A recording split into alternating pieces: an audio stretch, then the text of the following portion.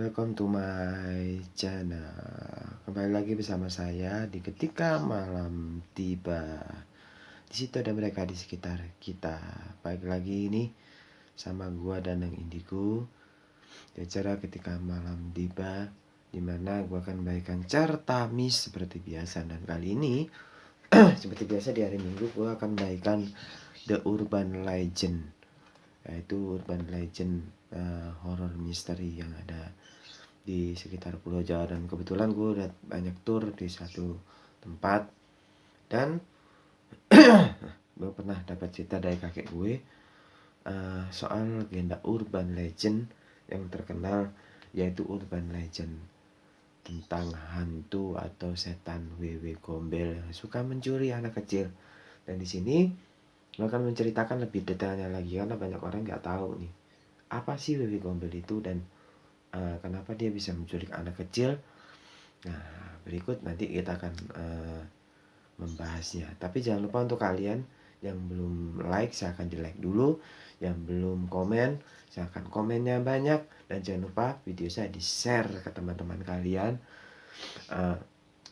dengan tujuan mendukung channel saya agar lebih maju lagi ke depannya. Dan jangan lupa untuk subscribe dan tekan tanda loncengnya biar gue lebih semangat bikin kontennya. Oke, kali ini langsung saja ke ceritanya. Seperti biasa, dengan lilin ini, dengan mematikan lilin ini, gue akan mulai ceritanya dalam 3, 2, 1. Ini dia ceritanya.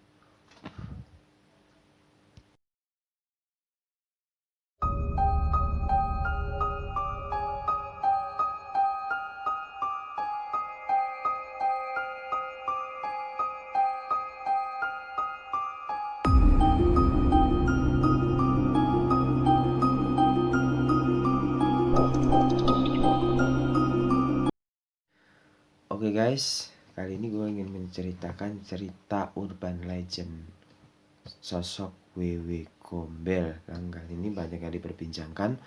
Apa sih Wewe Gombel itu? Kalau yang tidak tahu, Wewe itu sebenarnya itu dalam bahasa Jawa ya, Wewe Gombel. Dan Wewe itu artinya dalam bahasa Jawa itu adalah nenek tua. Wewe itu adalah nenek-nenek, dan gombel itu adalah alas gombel. Yang katanya terkenal alas gombel itu terkenal sangat angker, dan dulunya adalah tempat pembantaian. Itu memang betul. Jadi ini cerita dari Wewe Gombel sendiri, dari kakek gue ya. Itu di zaman dulu, zaman Majapahit dulu. Jadi ini sudah ada di zaman Majapahit dulu, sebelum adanya Wali-Wali Songo. Jadi cerita urban legend Wewe Gombel ini sudah ada di zaman Majapahit dulu. Jadi begini ceritanya. Awal mula dari cerita Wewe Gombel ini, dulu ada seorang nenek-nenek yang bernama Nenek Suriah. Nenek Suriah ini, atau nenek yang bisa kita panggil Nenek Sur, itu yang namanya gue samarin ya. Nenek Sur ini hidup di sebuah hutan gombel, dan dia itu hidup di tengah hutan dan memang punya banyak peternakan. Dan memang dulu itu dia suka menyendiri di dalam hutan, karena kisah urban legendnya dulu itu dia itu sebagai tabib pengobatan tradisional, bisa dibilang seperti itu. Makanya rumahnya ada di tengah hutan banget. Dan memang dia itu adalah seorang, bisa dibilang selain dia itu mempunyai pengobatan internasional, mempunyai pengobatan tradisional, dia juga mempunyai dia juga bisa membantu orang kelahiran, atau bisa dibilang dukun bayi dulu, itu zaman dulu banget. Karena memang dulu belum ada yang namanya bidan, jadi masih zaman-zaman dukun bayi. Nah, di saat itu si Nenek Surya ini memang hidupnya di tengah hutan, dan dia hidup sebatang kara dan tidak punya anak sama sekali. Dan dia juga tidak punya suami ya. Bisa dibilang dia ini hidupnya sebatang kara saja di sebuah alas yang dinamakan alas gombel. Dan saat itu memang dia orangnya ini terlihat ceria, dan dia itu memang suka dengan anak kecil.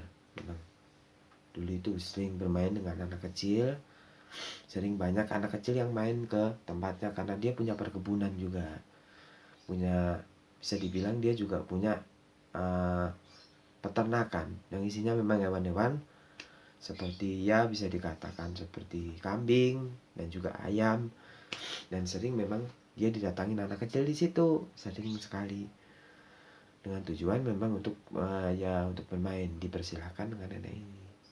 Saat itu memang anak-anak ini sekitar banyak lah ya, yang main di tempat itu.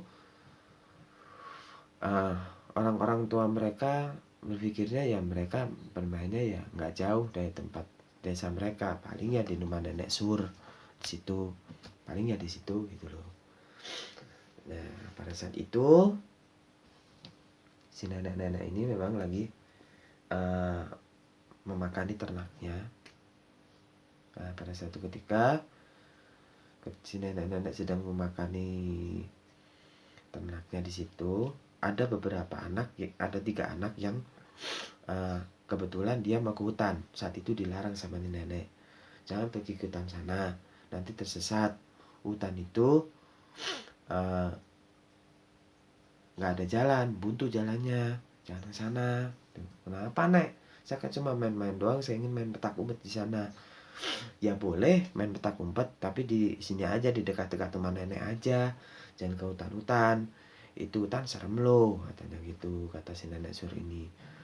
Gak apa-apa nek, nanti bentar doang kok, cuma lihat doang, ya udah, tapi jangan jauh-jauh ya, nanti dicari sama ibu sama bapak kamu. Si nenek Sur ini sangat baik sekali, ketika ada anak di situ, dia orangnya sangat ngomong sekali, dan setiap sore sebelum anak-anak ini pulang, dia selalu kasih makan, dia selalu masak untuk anak-anak ini, untuk dikasih makan, sehingga ketika pulang memang ya udah terisi penuh perutnya nih. Jadi si orang-orang tua ini nggak khawatir gitu kalau ke rumah nenek Sur selalu dikasih makan, dimanjain. Memang si nenek Sur ini seorang pecinta anak-anak kecil gitu, memang dia suka dengan anak kecil. Pada saat itu ketika anak ini yang jalan di hutan itu nggak tahu kenapa di dalam hutan mereka tersesat.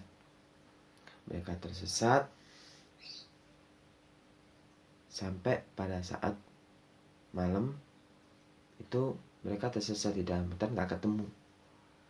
Beberapa dari anak-anak tersebut udah pulang saat itu. Sampai pada saat akhirnya si nenek ini merasa khawatir dengan 3 anak ini, kok yang balik ini cuma anak-anak yang di depan, kok 3 anak ini nggak balik. Jadi ketiga anak ini 2 cowok 1 cewek gitu ceritanya. Dicariin lah sama si nenek Sur ini ke dalam hutan, disusurin mencari si anak ini untuk dibawa pulang, agar ditantarkan pulang ke rumahnya. Tapi alhasil si nenek Sur ini nggak nemuin tuh anak itu, karena ini udah sore gitu. Ya anak pada kemana? Aku nggak ketemu. Wah jangan-jangan apa udah pulang gitu. Nenek Sur di situ berpikir positif, ya mungkin udah pulang. Nenek Sur balik ke rumah, ya itu tidur. Keesokan harinya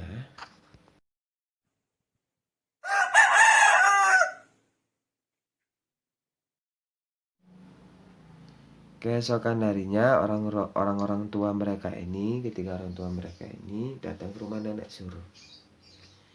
Dia bilang, "Nek, anak-anak saya mana semuanya? Kok anak-anak kita nggak pulang gitu?" "Nggak tahu pak, mereka kemarin masuk ke hutan, tapi nggak tahu keluarnya kapan gitu. Soalnya yang anak-anak yang lain saya lihat udah pada pulang." "Masa sih? Kemarin itu kan kalau mereka main kan di rumah nenek Sur doang, nggak ada di tempat mana-mana gitu." Karena nenek Sur juga ini terkenal memang dia tabib gitu, seorang ya bisa dikatakan dukun bayi dan tabib yang obatnya itu memang tradisional banget lah gitu. Orang berpikiran, nah ya udah kalau gitu kita cariin besok aja gitu. Ketika malamnya si nenek Sur ini mencari lagi tuh anak, menyusuri hutan lagi. Ya anak nggak ketemu sampai kurang lebih ya anak udah nggak ketemu sekitar 5 hari atau seminggu. Nah, warga di situ curiga dengan Nenek Sur. Warga mulai curiga dengan hilangnya 3 anak ini terhadap Nenek Sur ini. Datanglah warga ke situ. Nek, ini anak-anak seminggu belum balik, kemana aja nih? Saya benar-benar nggak tahu, Pak. Kan saya udah bilang kemarin seminggu yang lalu dia main di sini. Cuma dia masuk ke hutan, katanya main petak umpet, sampai sekarang belum balik. Kamu jangan bohong ya, gitu. Pasti kamu ngumpetin anak-anak kita, katanya gitu. Loh, buat apa saya ngumpetin anak-anak bapak? Buat apa saya ngumpetin anak-anak ibu? Saya di sini cuma tinggal sendiri. Kalaupun memang mereka ketemu ya mereka saya ntar pulang. Ingat, kamu harus temukan mereka. Itu tanggung jawab kamu. Karena mereka main di tempat kamu. Saya kasih waktu 3 hari untuk kamu cari mereka. Kalau enggak, ingat, kamu akan tahu akibatnya. Jangan gitu dong, Pak. Saya nggak tahu apa-apa. Saya cuma nenek tua di sini, Pak. Tolong, Pak. Kamu kan tahu. Kamu itu makan dari hasil warga. Gitu. Kalau kamu itu makan bukan dari hasil warga, nggak mungkin kamu bisa hidup sampai sekarang. Buktinya sampai sekarang kamu nggak laku nikah kan? Gitu. Dia diledekin di situ. Memang si Nenek Sur ini memang tidak pernah menikah dia.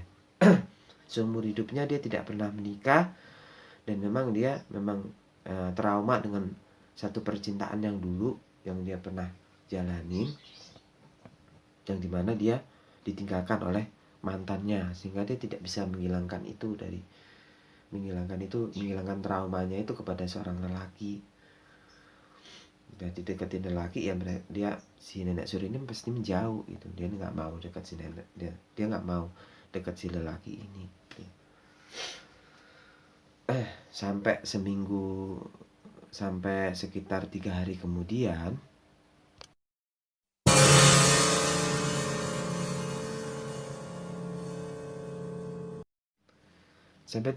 kemudian di kampung itu ramai berita ada yang memfitnah Nenek Sur kalau Nenek Sur itu pakai pesugihan dan mereka itu bilang kalau anak-anak itu mungkin dijadiin tumbal sama Nenek Sur ini. Ada orang yang sirik di situ karena memang sama-sama berprofesi sebagai pengobatan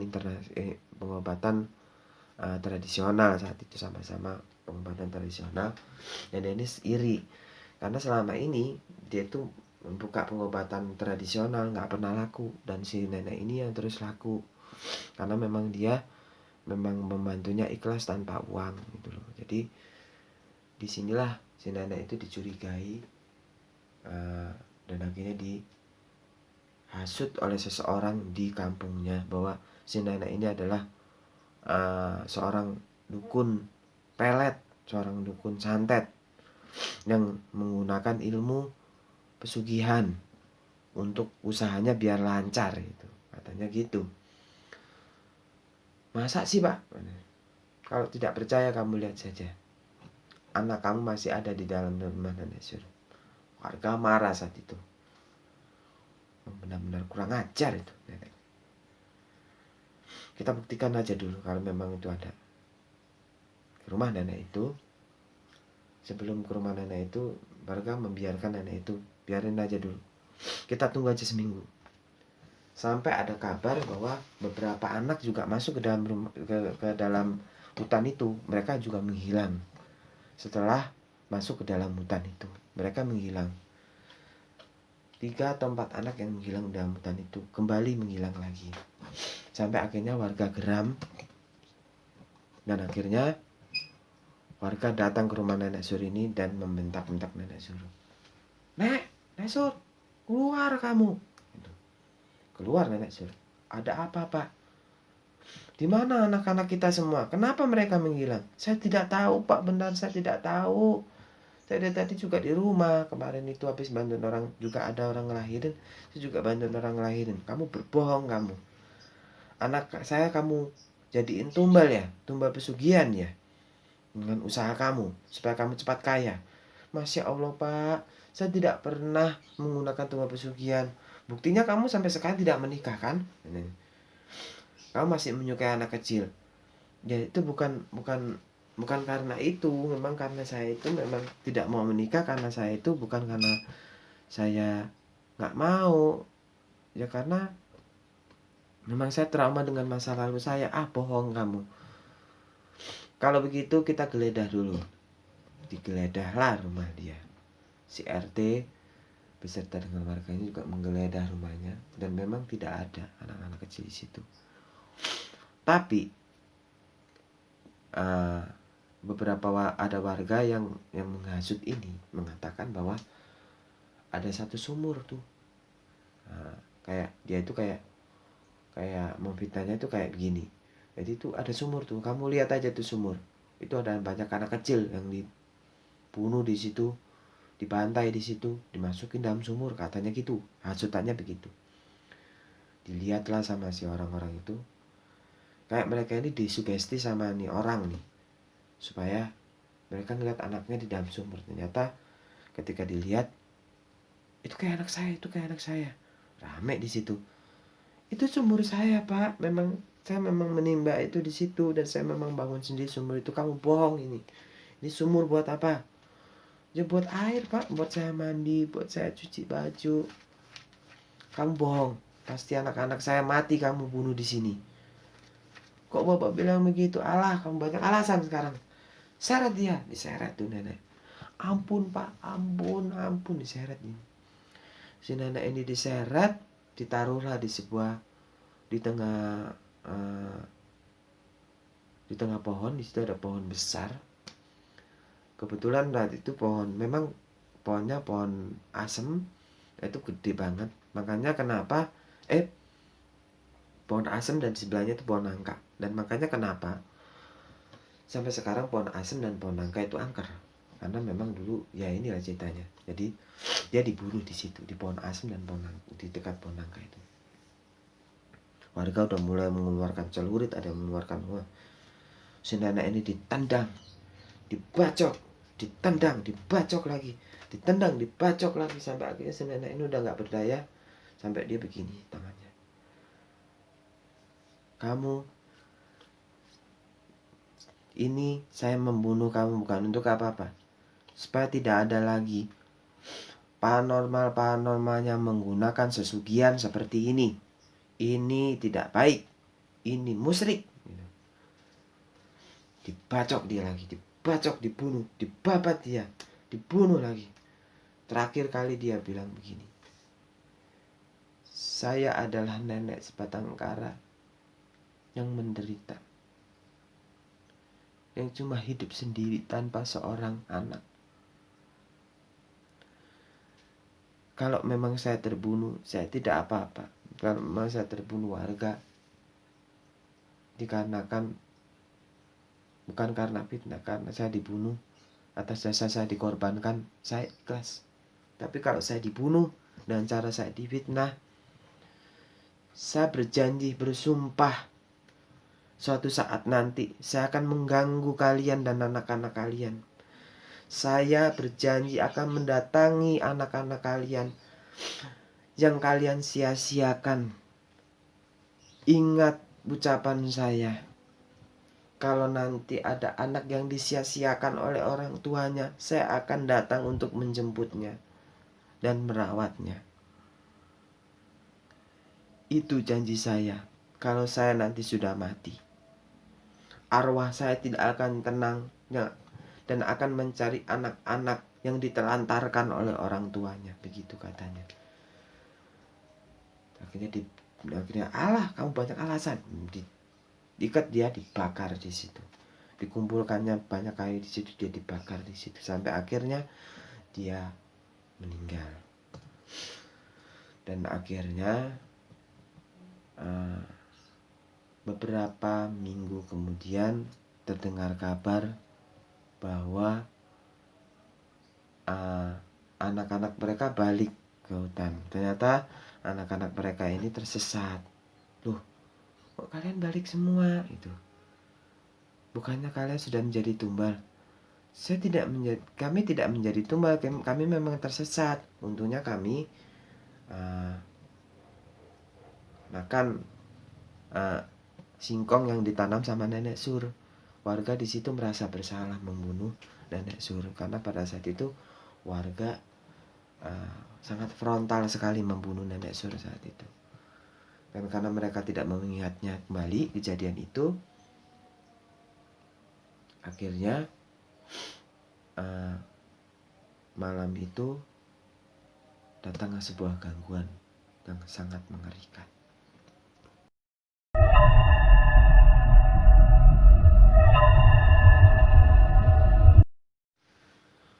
Di situ pada saat malam itu, di malam yang gelap dekat dengan pohon di mana nenek dibunuh, si nenek Sur ini dibunuh, beberapa orang yang ronda itu dilihatin sama sosok si nenek ini yang rambutnya panjang sekali, memakai kemben. Yang dulu, zaman dulu, kalau sekarang Wewe Gombel robek-robek kan bajunya. Kalau zaman dulu pakai kemben, teteknya gede banget. Nah, orang-orang kaget di situ melihat ada sosok nenek ini. Siapa itu? Tertawalah sosok nenek ini.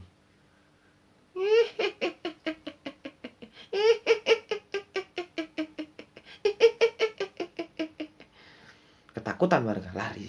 Hah? Itu nenek Sur, nenek Sur, nenek Sur itu.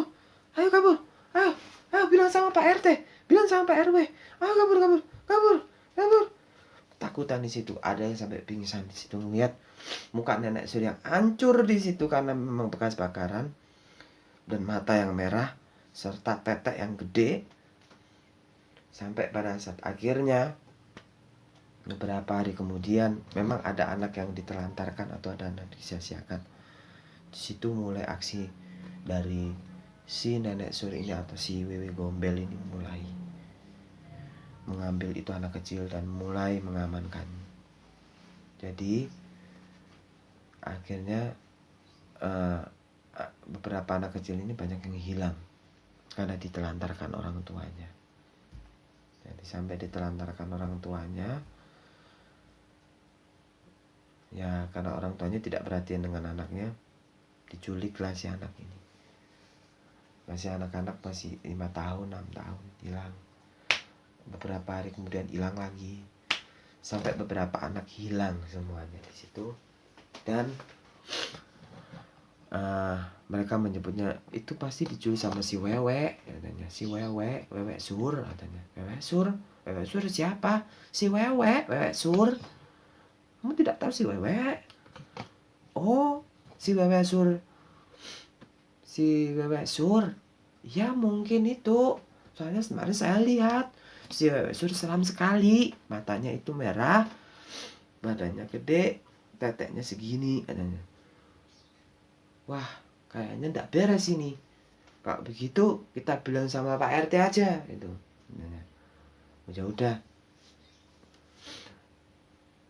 Ya udah kalau begitu. Kita bilang sama Pak RT. Anak kita ini sudah hilang, ini sudah 2 minggu ini ndak balik-balik. Ya udah kita bilang aja ke sana. Ya sudah, ayo kita bilang sana yuk. Bilang sama Pak RT. Pak RT, tolong. Anak kita ini sudah tidak balik Pak RT dari 3 minggu yang lalu. Hah? Lah kok bisa? Dicari sama Pak RT. Ya udah kita suruh para warga jangan nyari anak-anak kita. Dicari anaknya, tidak ketemu. Sampai ada pas saat akhirnya dicarilah ke hutan Gombel itu, dia tidak ketemu. Sampai pada saat akhirnya ada seorang kiai di situ yang hanya melihat orang-orang mencari, pulang mencari. Akhirnya datang ke balik RW itu, ke kelurahan, ketemu dengan si RT ini. Pak RT, Assalamualaikum. Waalaikumsalam. Kakek ini siapa? Dia bilang, saya adalah Pak Kiai dari dusun sebelah. Saya mendengar kabar bahwa anak-anak mereka hilang, diculik sama si Wewe Sur ini. Itu yang saya dengar. Ya Pak, sudah beberapa minggu ini anak kami menghilang entah kemana. Saya cuma mengingatkan kepada kalian, si nenek Sur ini bukan nenek Sur, tapi jin yang merupakan nenek Sur, yang ingin membalas dendam tentang kelakuan kalian semua. Dan itu atas fitnah dari seorang dukun juga di sini, dari sana. Masa Pak? Karena warga di situ penasaran, ditemuilah si dukun itu. Mungkin ya karena si dukun ini gitu. Ditemui si dukun ini, ternyata Pak Dukun yang memfitnah itu meninggal dunia. Dia kayak melihat sesuatu gitu katanya, dan gantung diri di situ, di rumahnya, gantung diri karena dia takut warga bakal mengetahui gelagatnya. Dan saat itu dikuburlah ini jasad si tukang hasut ini. Saya dimakamkan, orang-orang mulai mencari anaknya kembali, menyusuri hutan gombel di situ. Makanya dinamakan W Gombel karena ya hutan gombel itu. Menyusuri hutan gombel gak ketemu. Saya pada saat akhirnya si Kiai ini bilang, Pak, doa ya. Kita doa sama-sama supaya anak kita kembali. Tapi satu hal, di sini kita harus menemukan dia pada saat malam Jumat, tepat di mana Bapak dulu pernah membakar dan membunuh Nenek Sur. Ya Pak, yang benar Pak, ya di situ. Ketemunya pasti di situ, pasti di hari itu. Karena kalau di hari-hari sekarang ini nggak mungkin anak-anak itu ketemu. Dia masih disembunyikan oleh jin ini. Malamnya di situ,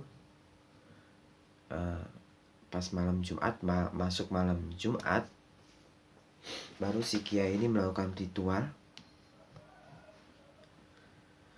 dengan oke, kita akan menemukan anak itu, tapi ikuti saya.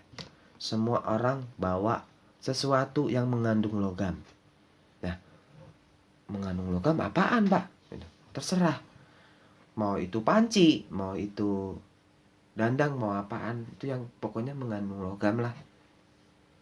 Karena jin ini tidak suka sesuatu yang berbau logam. Diketok itu, dicariin anaknya. Anakku, Aini, Yudi, Parto, Parno, Parjo, dicari semua. Keliling. Kalian di mana? Tiba-tiba dia ditemukan, nggak tahu, nggak jauh. Sebenarnya dia ditemukan tidak jauh dari rumah warga. Karena pada saat itu tiba-tiba dia ada di sebuah kandang warga, di kandang sapi warga di situ. Tidur di situ semua. Loh, itu bukannya anak kita tuh. Kok ada di kandang ya? Kayak ada anak kecil. Masa itu anak kita? Ya coba saja tuh. Kayak gitu kita langsung saja kita lihat. Nah, yo sok atuh, sok. Dilihatnya, di rumah dibuka. Anak-anak kecil di situ. Alhamdulillah anakku, kok kalian ada di sini? Itu. Gak ini. Cerita atau anak kecil kalau dia dijemput sama Nenek Sur, katanya gitu. Nenek Sur kan udah meninggal. Tuh. Ditoleh, si kakeknya udah nggak ada di situ. Warga merasa terkejut. Dan ternyata si kakek tua ini ternyata ada di hutan. Dia lagi komunikasi sama si awewek gombel ini. Sur, ikhlasin ya. Kamu adalah orang yang baik. Kamu tidak mungkin menyakiti seseorang, apalagi sampai menculik anak-anak mereka. Di situ si jin ini menangis gitu. Ikhlaskan, saya akan bantu doa. Kita akan kuburkan jasad kamu secara layak. Tapi asalkan kamu melepaskan Jangan mengganggu mereka lagi. Sisa anak-anak yang kamu culik itu lepaskan. Mereka tidak bersalah. Mereka adalah jiwa-jiwa yang memang disia-siakan sama orang tuanya. Lepaskan. Saya akan bilang pada warga untuk tidak mengulangi hal seperti ini. Saat itulah si nenek Sur ini menghilang dan ikhlas ya. Dan di saat itu mayat nenek Sur baru dikuburkan. Karena pada saat itu sudah bertahun-tahun mayat nenek Sur tidak dikuburkan oleh warga. Ditaruh di situ, memang tulangnya bekas bakarannya masih ada. Sampai tulangnya dikumpulkan di situ dan dikubur secara layak oleh warga. Dan itulah akhirnya dengan adanya Wewe Gombel itu sampai sekarang masih ada cerita simpang siur Wewe Gombel yang katanya anak diculik sama Wewe Gombel masih ada di situ. Dan mereka menamakan itu Wewe Gombel karena itu tinggal di alas Gombel. Wewe itu artinya nenek, Gombel itu artinya alas. Nenek itu dinamakan lah, mereka menamakan sosok hantu tersebut Wewe Gombel. Sampai akhirnya itu dari mulut ke mulut warga, Wewe Gombel, mungkin diculik Wewe Gombel, akhirnya jadi itulah. Dan tapi akhirnya jadi cerita untuk nakut-nakutin anak kecil yang memang sering keluar maghrib. Jangan keluar maghrib, nanti diculik Wewe Gombel itu. Makanya sekarang dijadikan bahan untuk nakut-nakutin anak kecil. Itu sih ceritanya dari Urban Legend Wewe Gombel. Jadi itu ceritanya dan saya akhiri tamat.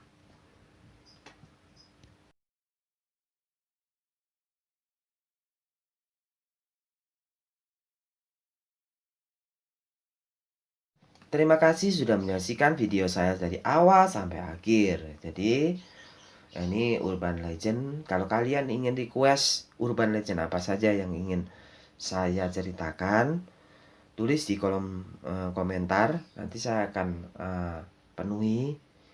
Nanti langsung saya bacakan. Nanti langsung saya ceritakan ceritanya. Karena cerita Urban Legend ini banyak sekali yang saya simpan dari kakek saya, cita-citanya. Dan itu ceritanya nyata semua dan tidak ada yang berbohong. Kakek saya kan memang orang dulu dan memang dia percaya, dia mendengarkan cerita itu dan ceritanya asli, 100% asli, nggak bohong. Itu memang ada dan memang bisa dibuktikan di survei langsung di tempatnya, di lokasinya. Apa benar cerita seperti yang saya ceritakan? Benar 100% seperti itu. Jadi itu memang dari mulut ke mulut, dari kakek saya, dari bapak saya, itu akhirnya jadi cerita di situ. Saya ingatkan sekali lagi untuk kalian, jadi untuk kalian yang suka dengan video saya, jangan lupa untuk like, komen, dan juga share video saya, dan juga jangan untuk komentar. Jangan lupa untuk komentar video saya. Nanti saya akan melanjutkan ceritanya lagi di Urban Legend selanjutnya. Jadi jangan lupa nonton certamis saya di episode selanjutnya. Saya Danang Indigo pamit undur diri. Wassalamualaikum warahmatullahi wabarakatuh. Tetapi ketika malam tiba, situ ada mereka di sekitar kita. Sampai jumpa di episode selanjutnya. Ciao.